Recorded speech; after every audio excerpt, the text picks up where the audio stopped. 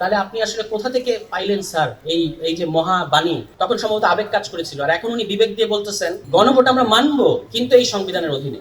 যে প্রতিষ্ঠান সার্বভৌম অর্থাৎ সংসদ, সেই প্রতিষ্ঠানের সংশোধনী কিভাবে আরেকটা প্রতিষ্ঠান বাতিল করে দিতে পারে? কোন ক্ষমতার বলে? যদি আপনি সভরিন হন, সংসদ যদি সার্বভৌম হয়, তার আইন, তার সংশোধনীতে তো কেউ হাত দিতে পারবে না। কিন্তু হাত তো দিতে পারে। আমরা দেখতে পাচ্ছি আদালত তো জনগণের মৌলিক অধিকারকে প্রোটেক্ট করা, এটা হচ্ছে তার দায়িত্ব, এবং সেখান থেকে তারা বিভিন্ন সময় বিভিন্ন সংবিধানকে, বিভিন্ন সংশোধনীকে অসাংবিধানিক ঘোষণা করে। তাহলে আপনি আসলে কোথা থেকে পাইলেন স্যার এই এই যে মহাবাণী, যে আসলে সংসদ হচ্ছে সার্বভৌম?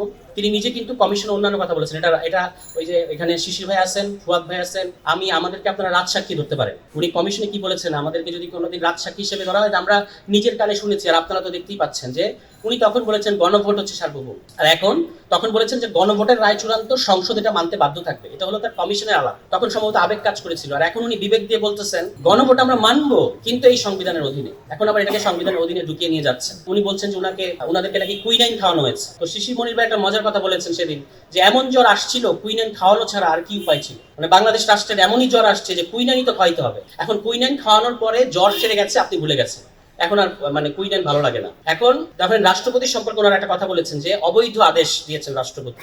মানে আমার মাঝে মাঝে মনে হচ্ছে যে আমরা একজন জীবন্ত সংবিধান, জীবন্ত আদালত দেখতে পাচ্ছি স্যারের মধ্যে। কারণ উনি রায় দিচ্ছেন সংসদে দাঁড়িয়ে যে নির্বাচন কমিশন ওই যে সংবিধান সংস্কার পরিষদের শপথ পড়িয়ে একটা অসাংবিধানিক কাজ করেছে। রাষ্ট্রপতি একটা অবৈধ আদেশ জারি করেছেন। তো এখন প্রশ্ন হচ্ছে যে রাষ্ট্রপতি অবৈধ আদেশ জারি করলে আপনারা তাকে অভিশংসন করছেন না কেন? একটা অবৈধ আদেশ জারি করা রাষ্ট্রপতি থাকবে আপনাদের মধ্যে এরকম সাংবিধানিক সরকারের আমলে? এটা তো হইতে পারে না।